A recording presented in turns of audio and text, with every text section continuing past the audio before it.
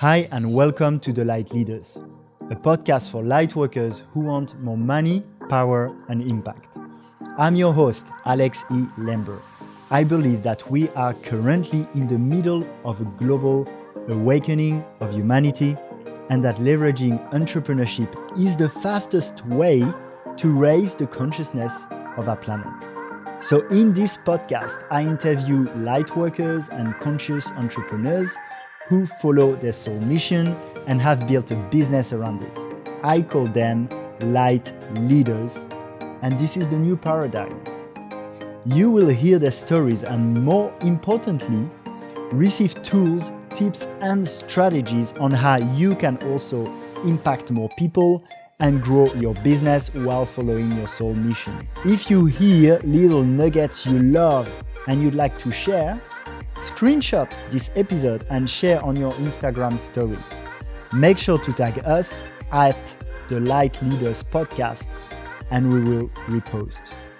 There's a device I love and use almost every day. It's called the Healy. It sends specific frequencies to the body. It's been developed by quantum physicists from Germany, and it is the next evolution of health and well-being. It has amazing results. On top of it, it's an entrepreneurial opportunity. This is how I monetize my lifestyle, my brand, and this podcast. So if you're interested in getting this amazing device for yourself, or also in the entrepreneurial opportunity, I would love to help you. You can go to www.thelightleaders.org/Healy, Healy. Hi and welcome to this new episode of The Light Leaders. Today I'm with Leah Steele, aka The Wealth Witch. She is a wealth alchemist, spiritual business coach, soul diviner, and creator of the emotional resonance clearing modality.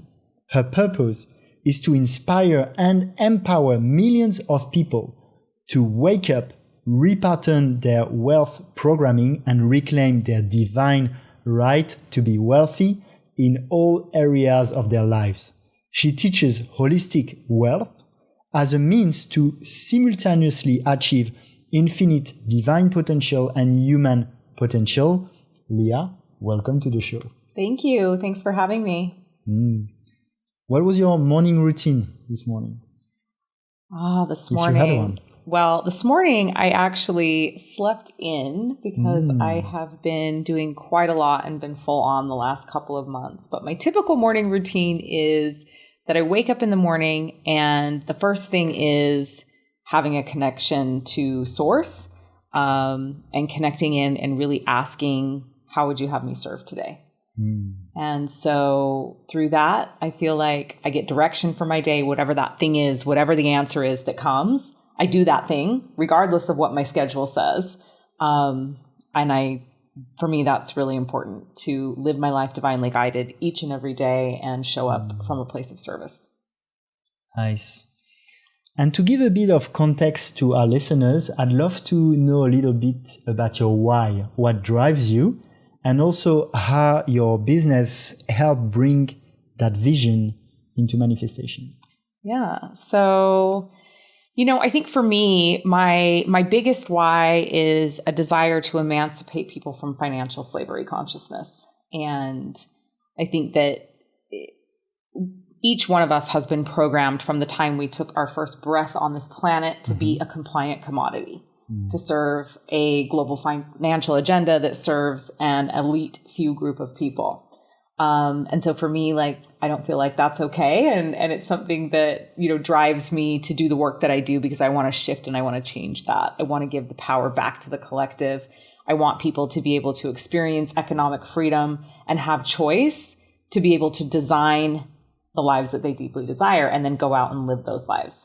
So that's really my why. That's why I do what I do.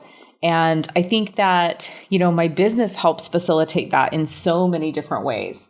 But I think primarily through my group programs that I do and some of the individual work that I do, but also my podcast, like I'm really able to help people gain the skills and the tools they need to begin to question everything, to start to break down that programming and conditioning, and then move into a place where they actually have choice that then creates freedom.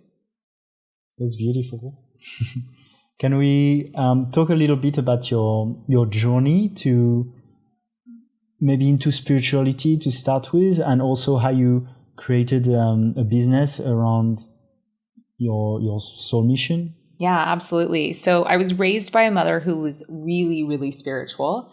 My mom was a hippie in the 70s and went to Woodstock, and my whole life I was exposed to lots and lots of different religions. And I would say that my mom was primarily Buddhist growing up, but never pushed anything on me, sort of just always let me make my own decisions and make my own choices. I grew up with grandparents that were Methodist and were big churchgoers in Idaho in the United States, which is a smaller state in the sort of Midwestern part of the country. And so I was exposed to a lot of religions growing up and a lot of religious background and a lot of belief. And my mom, I guess, raised me to be very spiritual, but not religious. And so I always knew that I had a connection to God, source, universe, all it is, whatever your listeners call it. I think it's important to not get hung up on the words. For me, I use all of those terms interchangeably. But I really, I think I knew always that I had this incredible connection to God and source. And I was always guided my whole life. But when I became a teenager, I sort of rebelled against my very, very spiritual in nature mother and was like, nope, I want to go make money now. Now I want to be a businesswoman.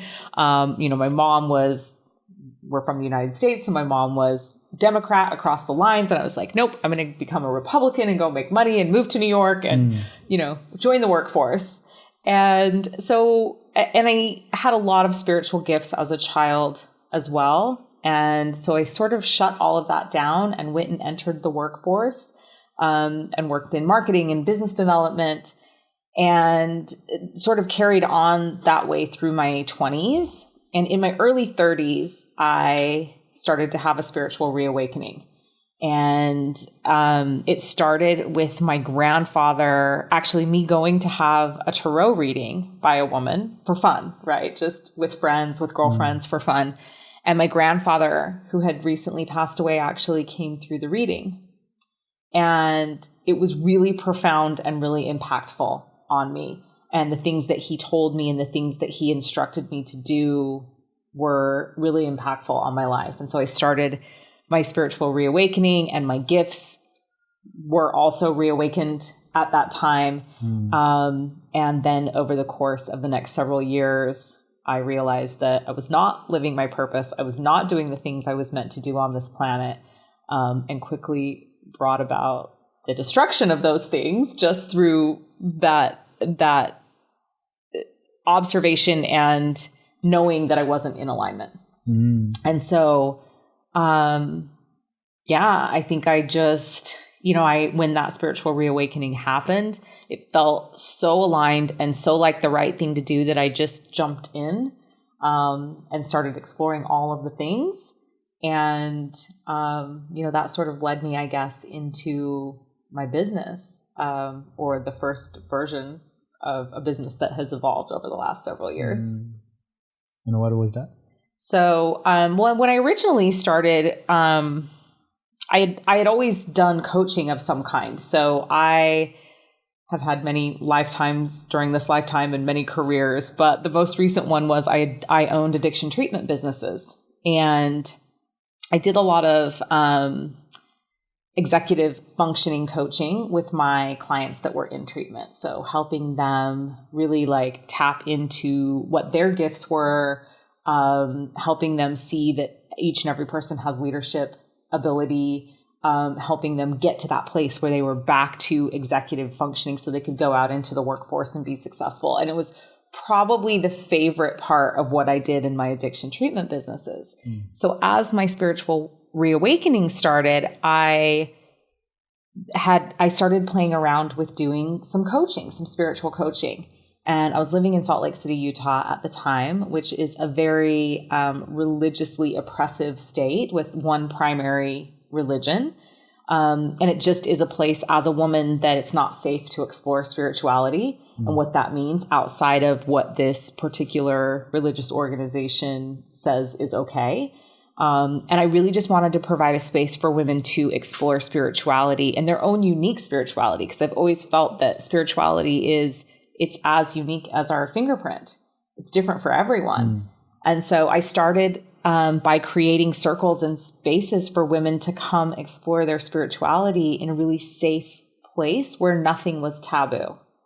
And so that's sort of how it started, and it morphed into helping people step into purpose, and now has really landed in a place where I'm really passionate about helping people become wildly financially compensated for doing their purpose work in the world, sharing their divine mission, and sharing their gifts. And so how did that evolve then into your business? Did you start doing one-on-one coaching, group coaching? So I started with group coaching. I started with women's circles. And then it moved from women's circles to goddess.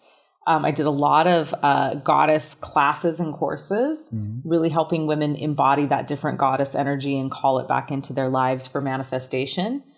So when you talk about goddess energy or spiritual coaching, can you give a few examples? Yeah. So, I mean, I think some of the first goddess courses or circles that I did were around dark goddess energy. So, I mean, all of the sort of, we would go through 12 or so of the creation and destruction goddesses. So Kali, Ishtar, I'm trying to think of some of the other ones that we did. Hecate, like really tapping into the energy of those individual goddesses, and then looking at, what part of me is the representation of this, or what part of me have I been suppressing that is the embodiment of this goddess? Okay. So, so group coaching, and I've always loved group coaching. It's still a huge part of what I do, because I really, truly believe that when we come together, especially with women who I work with primarily, when we come together in collective with a common goal or a common intention, there's incredible power. There's incredible creation power in that. And so group work is still a huge part of what I do, group programs. And over the years, I've done lots of individual coaching. It's not as big of a part of my work right now, because I really feel like I need to reach the masses. And it's very difficult for me to do that when I'm spending the majority of my time one-on-one. Okay. Hence the podcast. Yeah. So the podcast and, some of the other sort of larger forward-facing programs that I do. That are online programs that people can follow by themselves. Yeah. So, and you talked to me earlier about having multiple streams of income. Yeah. So here we talk about a few. So you have one, you have, you're part of Healy too. Yeah. You have the group coaching, the online programs. Why do you think it's important to have multiple streams of income? While some people talk about the importance of focusing, for example. Well, for me, and in this world that is rapidly changing day to day, we just don't quite know what's going to happen. And so the same way that I encourage my clients to diversify where they're putting their money, I encourage people to diversify their income streams, because we never know. And we are seeing the collapse of our financial systems and structures right now, and that's going to continue through 2027. And so for me, I feel the most protected when I know that I've got multiple streams of revenue. And so for me, that's even outside of my coaching business. So I have the Leah Steele brand where I do, the majority of my coaching, but I also have a skincare line. And then I have my podcast that I'm beginning to monetize. And then I have Healy, which brings me an incredible stream of revenue. And so for me, it's about how many faucets can I turn on? So the more faucets I have turning on, the more is coming into my business. Now, I think that, there's a lot of people that talk about the importance of focusing. And I do think it's important to have clarity in each of those streams of revenue about what you're doing. And I guess also, I think that I am able to handle a lot of different streams of revenue because I've learned how to put systems and structures in place to be able to manage those things. So I'm not spread quite so thin. But, you know, I think in today's day and age, safety, stability, and security comes from having revenue coming in from multiple places. And maybe then focusing on one and then going to the next one. Is that how you built it, or could you build different ones? Yeah, absolutely. I mean, I think for me, you know, my coaching business was my focus for many years. And then the skincare line was sort of coming in at the same time, but the majority of my focus was going to the business. And then the skincare line sort of developed a slow following, and we're getting ready to do a big relaunch of that. But yeah, absolutely. I mean, it's focusing on each thing until it gets to a place of stability, and then you turn on another stream. It's very difficult to turn on all the streams at once because obviously then you're spread quite thin. Yeah, that's a good balance. And so you advise that for revenue stream, and also for then when the money has come in for redistribute, like where you place your money? I have lots of thoughts and feelings right now around holding money in traditional places, the traditional places that we have, because I feel like the status of or the stability really of our economic system, it's quite fragile right now. Some people say it's almost like a pyramid scheme, how we use dollars and money. Yeah, I mean, I think for me, what I really feel like is the grid work that our existing financial systems and structures was laid upon, it doesn't exist any longer. We've had so many new templates land on this planet in the last year, that those old systems and structures, they're just not there anymore. And so you've got these huge organizations and financial institutions that are sitting on no foundation. And so eventually those are bound to crumble. And then when you add to that, we're, you know, really truly now, I believe, getting ready to move into the age of Aquarius at the end of this year. And we're moving out of a 240-year cycle, which was about mastering the material plane and mastering physical matter, and was all about the individual and individual gain, into a 240-year cycle that's about the collective and about unity consciousness. That those systems and structures that are supporting a very few elite group of people, it's not there anymore. And so you're expanding people's mind on both sides, right? On how they can make more income, but then also how they can use that income a bit better. I think that's also a really interesting discussion on where placing the money. I would maybe go more into the mindset for now. Around, I live in Ubud, a very known spiritual center in the world, and a lot of people in those spiritual circles, they have limiting beliefs, or at least they have negative connotations around money and making money and monetizing your services, especially if you're going to do something good. Why do you need to charge a lot for it? What would you say to these people? Yeah, I mean, look, I think that this is the thing that I say that probably triggers people the most, because I truly believe that spiritual people need to come down off their cross. We have been caught up and wrapped up in the struggle for far too long, and that was by intention. We were intentionally put into that place. We were intentionally made to believe that we couldn't be doing true spiritual work or true healing and be paid for it, because that was wrong, because that kept us disenfranchised and it kept us disempowered. So for me, I think, you know, part of the work that I do is a real call to spiritual people to begin to deconstruct that programming, because the truth is that we need to be properly resourced right now. It is vitally important to humanity that the spiritual people who are actually here to change the world, be properly resourced, because the more resourced they are, the more impact they can make. Literally, the impact that they can make is in direct correlation to how resourced they are. And when we allow ourselves to continue to be disenfranchised and disempowered, then we're not able to make the impact that we need to make in the world. Makes sense. So, why do you think this? Because when you explain it like this, it just simply makes sense. If you have a beautiful mission for the world and you understand that money is an energy that has a lot of impact, you want to make impact. If you make money, it's going to be good for the world. But somehow that message often doesn't come across really well. So do you think that's a programming that has like codes that have been put in the spiritual communities by the people who benefit from having a spiritual community that is disempowered? Yeah, absolutely. I mean, because when humanity is empowered, we're not easy to control. And when we're not easy to control, then we're not making money for the global financial agenda.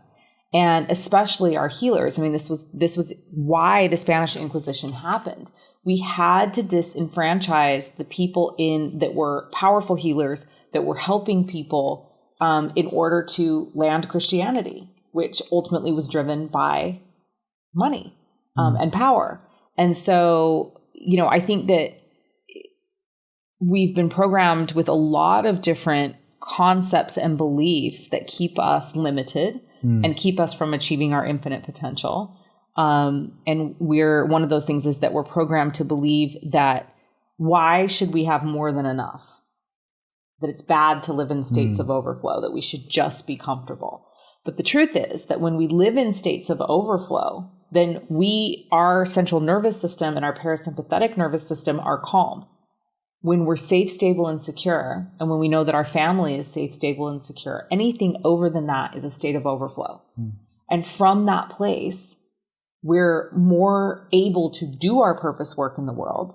And then we're able to do the good things in the world that we want to do, give to the causes that we care about, help our planet, help each other to achieve success. And for someone who listens to us now and agrees with that, they're like, okay, I have a beautiful mission. I want to make more money.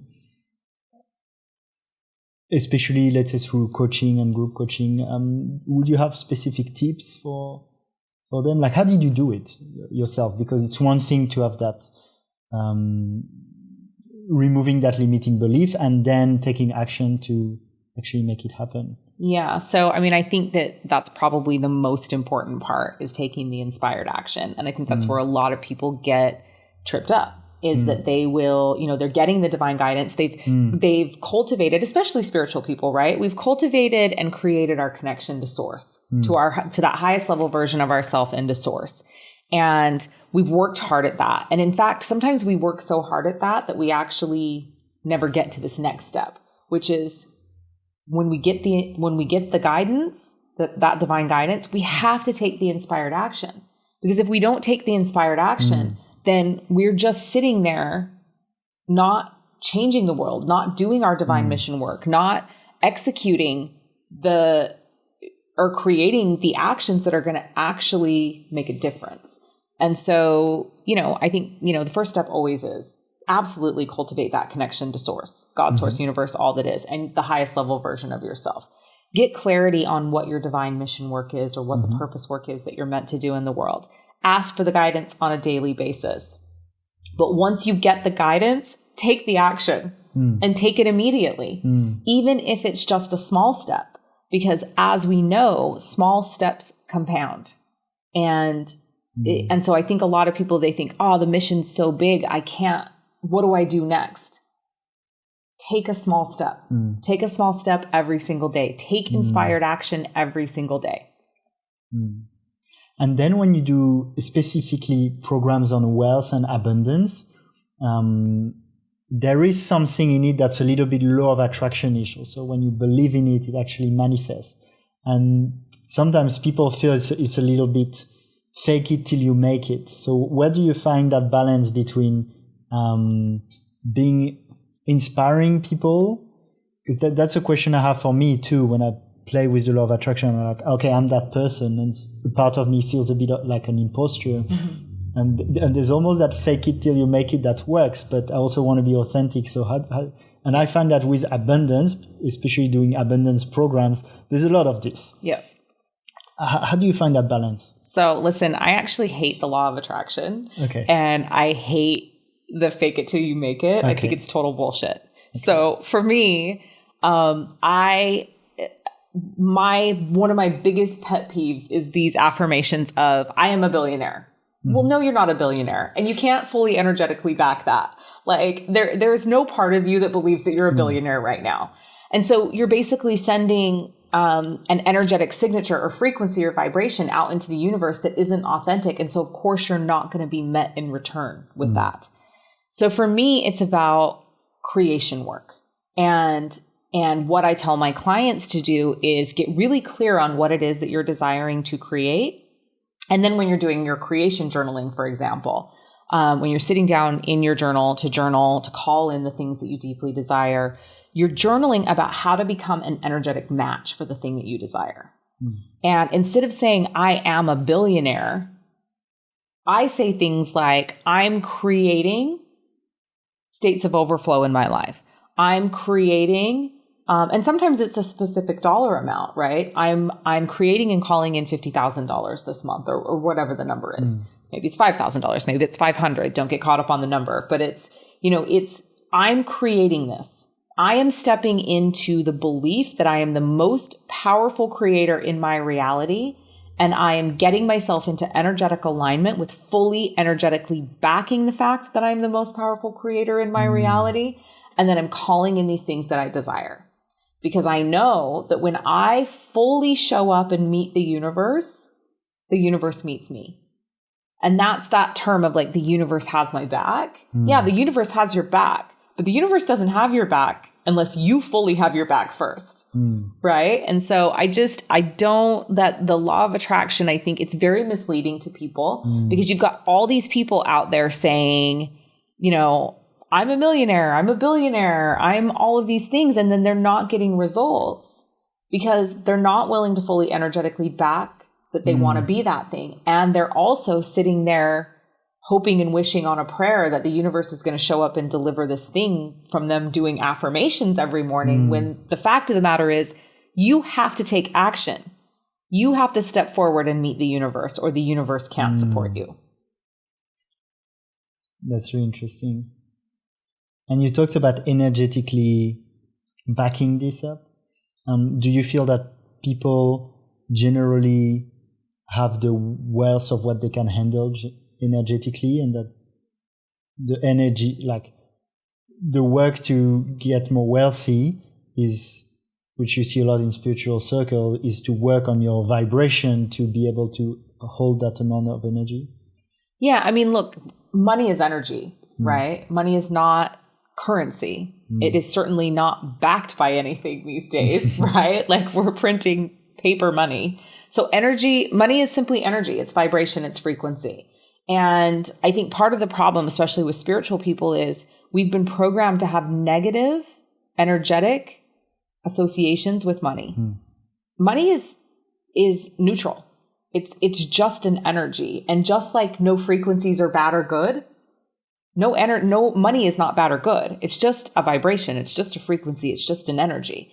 It only becomes negative when we assign a negative connotation to it, or it becomes positive if we assign a positive connotation to it. But what it truly is an energy that can be used as an ally, can be used as a resource for us to achieve our divine birthright, which I believe is to be wealthy in all areas of our life, right? And the word wealthy actually comes from two words, well and healthy. So to be wealthy means to be well and healthy in your life. And so, yeah, I think that, when we begin to look at money as energy and as vibration and as frequency, instead of looking at money like something bad or something that controls us or something that's negative, and likewise, or, I think when we put too many positive associations onto money, that backfires on us as well. And a lot of people, I guess you'd agree, sometimes say they want money, but there's something in there maybe subconscious that blocks it and sabotages it? Yeah, absolutely. I mean, look, I think people don't really know what they want, first of all. And I think that part of the problem with wealth consciousness work is so many people say, I want to be a millionaire or I want to be a billionaire, but they don't fully understand what it takes to be that. And they're not willing to do the work or put in the work to be that. You know, to earn that amount of money requires a lot of discipline. It requires a lot of dedication. It requires a lot of showing up. And I think most people in the world, frankly, just aren't willing to do that level of work.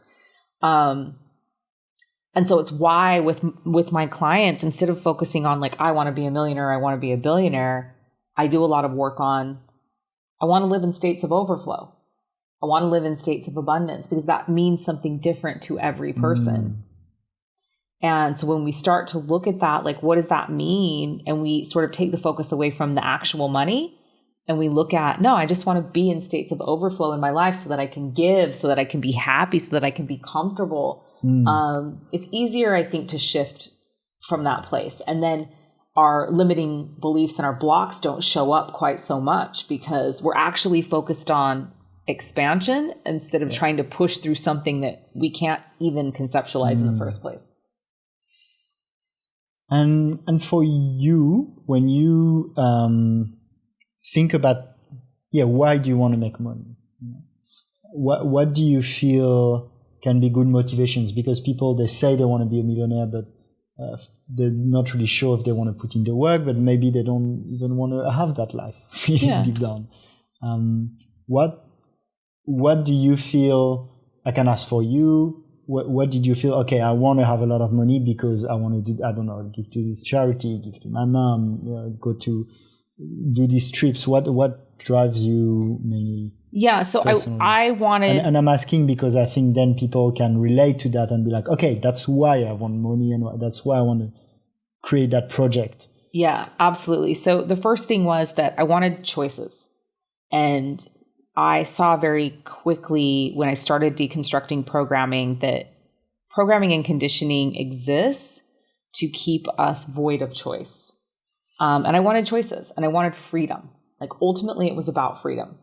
And for me, my drive is to give my children experiences of living as global citizens, where they understand the energy, vibration, and frequency of money, and where they understand that they actually can create, design, and live the lives that they deeply desire.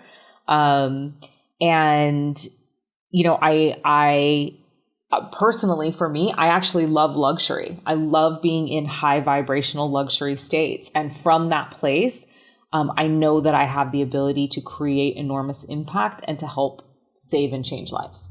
And so I desired to have the amount of money that I have now so that I could create impact, and certainly so that I could help affect change in the world in the areas that I'm passionate about affecting change, and have the resources to actually be able to do something about that instead of just saying something or thinking something about it. Yeah, because you say you like luxury and you own it, which is beautiful. At the same time, some people may think, well, for example, instead of going on that luxury weekend somewhere, we're here in Bali, you could help a lot of people when some Balinese local people might struggle. How do you feel about using your resources for luxury when it could help? So my belief and what I know about that is that when I put myself in scenarios where I feel good and I move myself into a high vibrational state, I make way more money than I do when I'm not in that place. And the result of me making more money is me being able to help more people. So one of the things that has been incredible about being here in Bali is as you know, we can live really amazing lives for a lot less than we can anywhere else in the world. And I'm extremely grateful for that. And as a result of that, my friend Taryn Lee, who I think you're going to have on your show, and I are creating a charity here in Bali that's actually going to provide microloans for Balinese women and for women in Asia. And so that's, but I can't do that if I'm not properly resourced. And I can't do that if I'm not putting myself into extremely high vibrational states where I'm able to make more money so that then those states of overflow can go into projects like this that I'm really passionate about. Is that similar to when people talk about scarcity mindset and abundance mindset? It's not limited. Yeah. So you can create more if you use more. Yeah, absolutely. And I think that, the misconception is that there's not enough. There is enough. There's more than enough. But the resources of the planet are being controlled by a very few select group of people that do not want people living in states of comfort and security because it doesn't serve that global financial agenda. So the more that I can deconstruct those thought processes and beliefs, the more people I can deconstruct that in, the more people step into choice, the more people step into believing that money is an energy and a resource to be used for them to live in states of overflow, the more they're able to help. And then that creates an incredible, incredible ripple in the world. And I'd be interested if you want to share more about when you talk about that global financial agenda. Do you want to give a little bit more details? Yeah. So, I mean, I think that it's no secret that there are a small group of families that control basically everything on the planet, from our food systems to our pharmaceuticals to the medicine that we put in our body. Is that what people refer to as the cabal?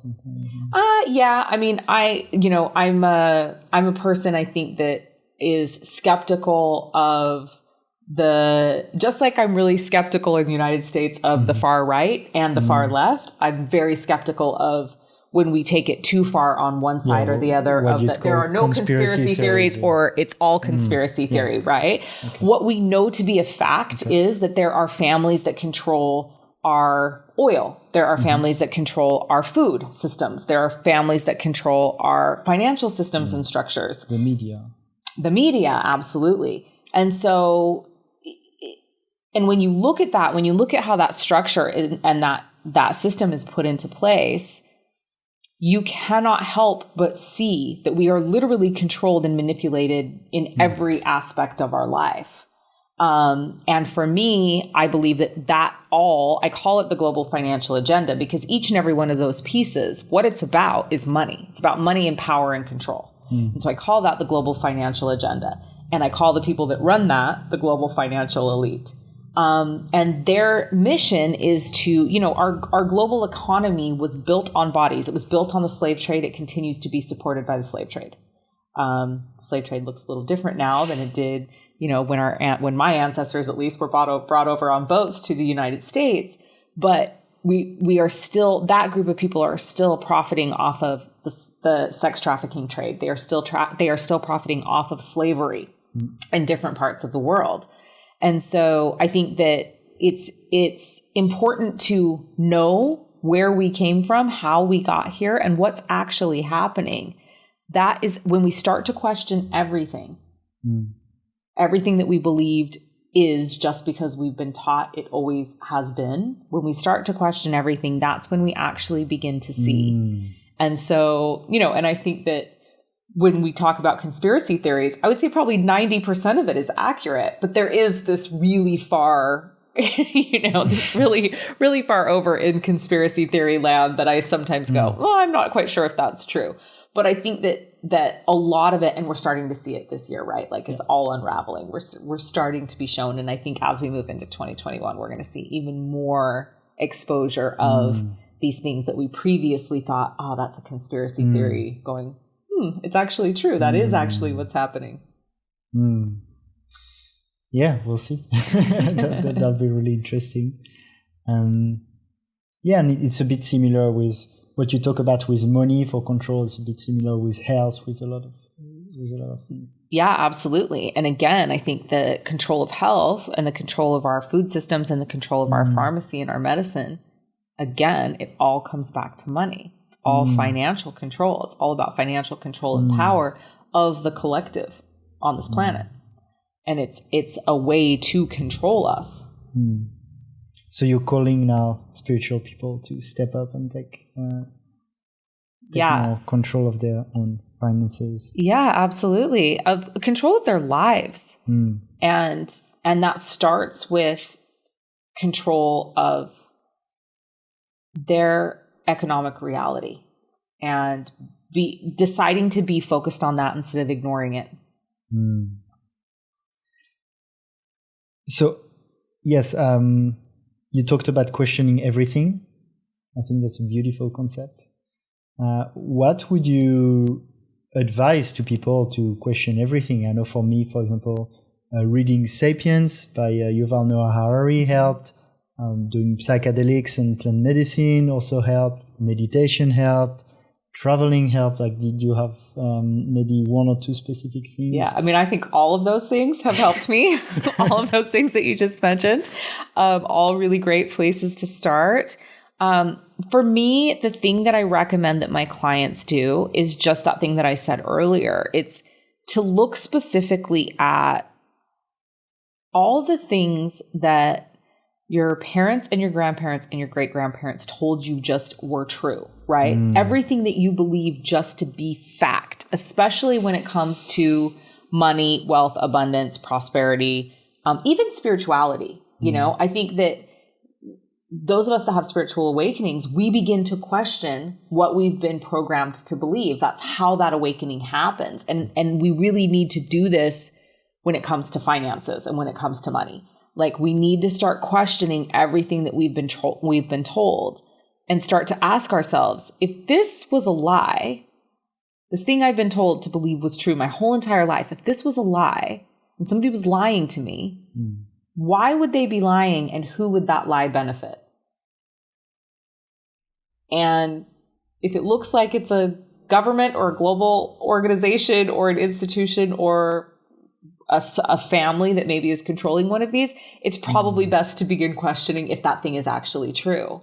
And so I think for me, that is the biggest thing, is to begin to question, to begin to use the power of our thoughts. Because when that happens, we start to create these little cracks in the matrix, like some people call it the matrix, right? But we begin to create these little cracks in our cage of programming and conditioning. And when the light starts to shine through, it's like more light comes through and more light comes through. And then all of a sudden, and that's the podcast, right? But all this light starts to come through. And then the more light comes through, the more we can see. And the more we're able to realize that, wow, like, I've been brainwashed my whole entire life to believe that money was this thing that controlled me. When in fact, it's not. It's a resource for me to design the life that I'm wildly passionate about and that I deeply desire. Robert Kiyosaki also has done a really good job awakening people around on that theme. Yeah. I mean, there's so many great teachers out there right now, and I think that's great, but it's, you know, I feel like there's so much resistance in the spiritual community to actually looking at this work. Because it's quite confronting for us, because we've been taught and programmed our whole lives to believe that you can't truly be spiritual if you are also materialistic, or you can't truly be spiritual if you like luxury or want money. When the fact of the matter is that money and spirituality, they don't even exist on the same pole. There's no polarity between them. So they're not mutually exclusive. That's so interesting. And very quickly, I mean, obviously it's not professional financial advice, but where do you see a good way to spread your savings at the moment with what's happening with banks printing money? Do you invest in cryptos and real estate? I mean, I think like crypto, we've really started to look closely at crypto. For us, something that we've always really believed in that I think has served us well is holding money in precious metals. And so really actually investing in gold, in silver, and having it on hand, having cash on hand. And in addition to that, not keeping all of our money in one bank.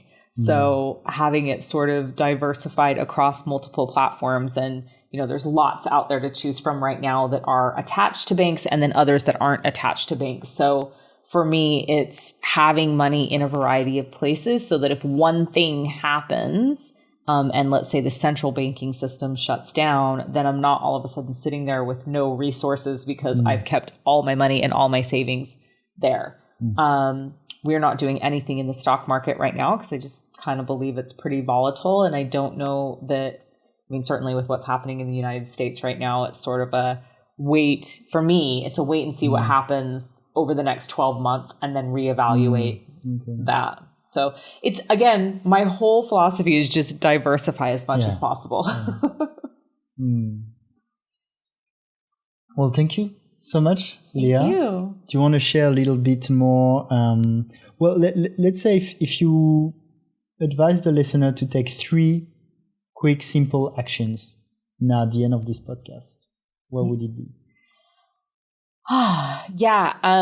Cultivate discipline and dedication to personal practices. So what you asked me. So have a morning routine. Yes, what you asked me at the very beginning of the podcast, like create discipline around personal practices. So whether it's a morning routine or an evening routine, because not everyone's a morning person. So morning routine or an evening routine, that connection to God, source, universe, all that is, waiting for that divine guidance and then taking inspired action, like taking some kind of inspired action every single day. If everyone would just do that, their lives would change so dramatically. So pragmatically, what do you call taking? If you tell someone take a divinely inspired action? Yeah. So for me, it's like that. Cultivating that connection to source is how we receive the divine guidance. Okay. So when I wake up in the morning, my months of meditation and journaling and that all of those connection practices, some people do it through yoga or physical movement or breath work, whatever it is. My months of that have gotten me to this place where in the morning I can wake up and connect to source. And then I can ask the question, what would you have me do today? And then I can wait and I can listen and I can receive the answer. And then when I receive the answer, it's the action. It's the actually doing something about it instead of just contemplating on it or negotiating whether or not you think you should do it. But it is the action. It is a physical, tangible action on that thing, whatever it is, whatever the guidance is. And do you do any kind of money dance, singing, I love money, money loves me? No, I don't. I do have affirmations. I do have a lot of really... I do have a lot of ritual around money that I do. I always have money on my altars at home, for example, usually in multiple different currencies. I always carry a jade coin in my handbag, which is just something that I picked up along the way, and I kind of freak out when I don't have that. So that's one thing that I do. I'm very particular about having my money aligned in my wallet. Like I'm very respectful of my currency when I have it. And so I like to have it all ordered up by denomination and facing the right way. And so there are definitely some very ritualistic things that I do when it comes to money. But I think the most important thing for me is that I'm just in each moment of every day trying to be the best custodian of the resources that I've been given that I can be. And recognizing and realizing that my biggest mission is to be of service and to give back. And so in doing that, like one of the things that we do is we have a budget. And within that budget, my husband and I both have a certain amount of disposable income. And then we have a certain amount of money that goes to charity. And we have a certain amount of money, that goes to our monthly expenses. And so really, just being aware of that and being aware of where my money's at and what I have coming in and what my ability to spend is. And then also just what my ability is to donate and be of service to humanity. So if money sees you care, it's probably going to want to be around you more. Yep, absolutely. do you thank money when you pay for something? I don't know that I thank money, but I frequently will, in notes of payments that I send, I will thank the person for their service. I'll thank the person for whatever the energetic exchange is. I think gratitude is a huge part of success in any part of your life. And I feel extremely grateful to live in this beautiful island that we live on, because at least 10 times a day, I'm given an opportunity to just be full of gratitude for the beauty or the people or the lifestyle. And so I think, staying in a space of gratitude is really important as well. Thank you, Leah. How can people follow you, and what's next for you? Yeah, I'm at the Leah Steele on all the socials. So at the Leah Steele, and definitely the Wealth Witch podcast in all the places where podcasts are. And what's next for me? Wow. we're moving into the end of the year now. And so I'm in a bit of I just started my signature program, which is my wealth repatterning program. And so I get a little bit of a break between now and the end of the year. And January will find me doing a lot of collaboration with a lot of really powerful, exciting, amazing women in my life. So I'm looking forward to what's to come in 2021. Thank you so much, Leah. Thank you for doing this a little bit the dirty work of the spiritual work, talking about money and abundance. It's obviously really beautiful, but it's brave, it's courageous, because it can be a little bit polarizing and triggering for people. So thank you for your courage and for showing up and speaking up for the beautiful energy of money that deserves love too. Yeah. And I think it's a very important message to give across to the conscious entrepreneurs and the light workers. Do you have a last word for the listener? Oh, wow. Just thanks for having me. This was really fun. And yeah, I mean, I think just remember how important it is to do your divine mission work in the world, because your gifts are so needed. And it's so important right now that we all step up and we all share our gifts and we do the work that we're meant to do in the world. And to hold that remembrance of you're worthy of being wildly financially compensated for sharing those gifts in the world, because the more compensated you are and the more properly resourced you are, the more good you can do in the world. Thank you, Leah, and thank you to the listener. Yeah, thank you. Thank you for taking some of your precious time to listen to this podcast. If you stayed until the end, I assume it was insightful. If you like this podcast, please share with friends. Remember that if you tag us in your Instagram story at the Light Leaders Podcast, we will repost. Tell us what you've learned. You can also leave a review on your favorite podcast platform. Now, if you think I can help you grow your soul mission business, you can register for a free 15-minute coaching call with me. Go to www.thelightleaders.org/free call. Thank you again, and let's co-create the conscious new earth together.